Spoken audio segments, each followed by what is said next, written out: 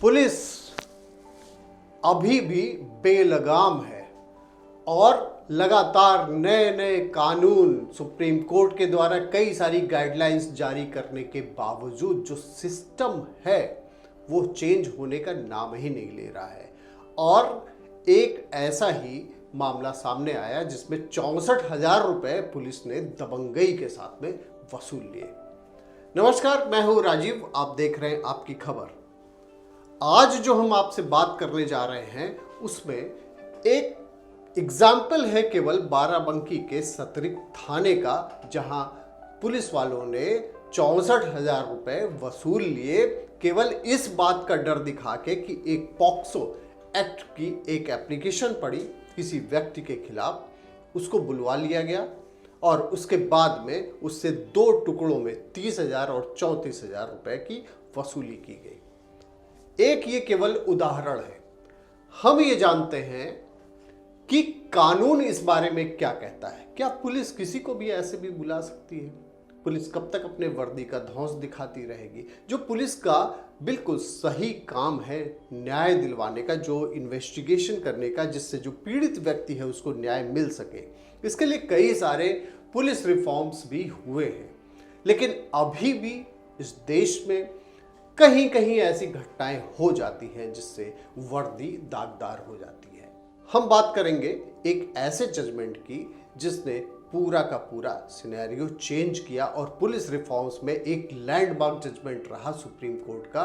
वह है Priyanka Srivastava and others, जिसमें यह बताया गया है कि पुलिस किस किस तरीके से काम करेगी। और जो डर दिखाया जाता है कि किसी की भी एप्लीकेशन पड़ती है, पुलिस डर दिखाती कि आप आइए, और उसके बाद में ये भी डर दिखाती है कि अगर सेटिंग नहीं होती है, ये कहा जाता है, डर दिखाया जाता है जेल भेजने का। तो जानने की जरूरत ये है कि पुलिस कार्रवाई कैसे कर सकती है और क्या उनको जांच का अधिकार है भी या नहीं है। देखिए, बड़ी मोटी सी चीज है, छोटे मोटे उसमें आप एग्जाम्पल के तौर पे समझ सकते हैं कि पुलिस में कोई भी एप्लीकेशन फाइल होती है तो पुलिस को यह देखना होता है कि कॉग्निजेबल ऑफेंस है या नॉन कॉग्निजेबल ऑफेंस है।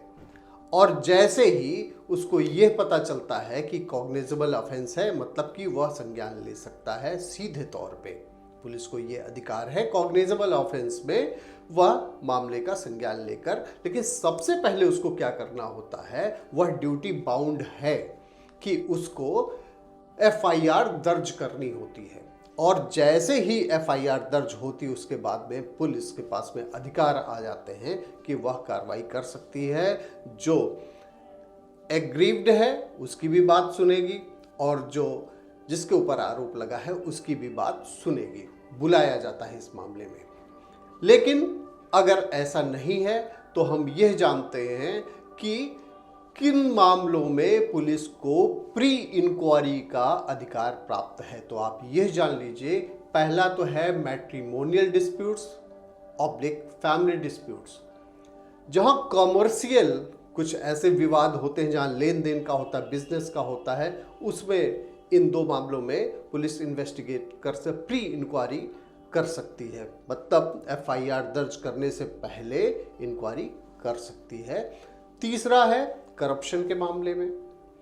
चौथा है कि अगर कहीं कोई 3 महीने से ज़्यादा डिले हुआ है तो ऐसे मामले में वह प्री इंक्वायरी कर सकती है। एक और है जिसमें जो मेडिकल नेग्लिजेंस के मामले होते हैं, उस मामले में पुलिस को प्री इंक्वायरी करने का अधिकार प्राप्त है।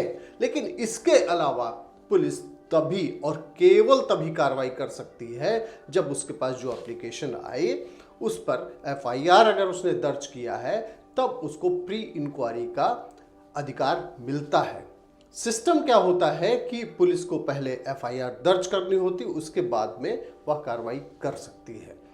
लेकिन अगर कोई एप्लीकेशन आती है, सबसे पहला काम होता है जो पुलिस मोस्टली नहीं करती है, आज भी सख्त कानून हो जाने के बाद भी उस गाइडलाइन का पालन नहीं हो रहा है। कोई भी एप्लीकेशन आएगी उसको पहले जनरल डायरी यानी कि थाने की जो जीटी होती है उस पर दर्ज होना चाहिए, मतलब कि रिकॉर्ड तो होना चाहिए कि कितनी एप्लीकेशन आई और उसके बाद में उसका आउटकम क्या हुआ। प्री इंक्वायरी का भी एक टाइम बाउंड कर दिया है। विद इन 7 डेज उसको इंक्वायरी, जो प्री इंक्वायरी है, उसको क्लोज करना होता है। क्लोज करने के बाद में उसकी फाइंडिंग आनी होती है कि इस केस को आगे अगर चलाया जाना है तो उस पर FIR दर्ज होगी, अगर नहीं चलाया जाना है तो उसकी क्लोजर रिपोर्ट लगा के फिर कोर्ट को उसको इंटीमेट करना होगा। ये नहीं कि जिस पे चाहेगी कार्रवाई करेगी, जिस पे चाहेगी नहीं कार्रवाई करेगी।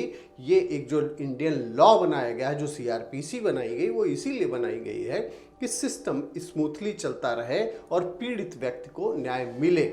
लेकिन ऐसा नहीं हो रहा है।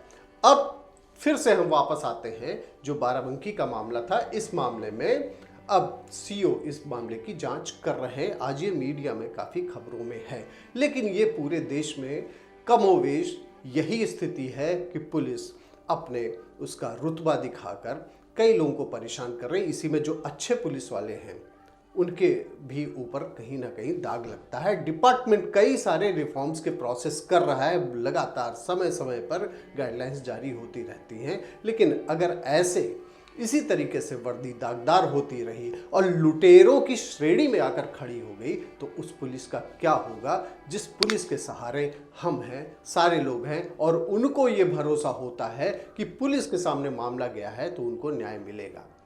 इसी तरीके के एक्सप्लेनर के लिए आप देखते रहें आपकी खबर। Thank you.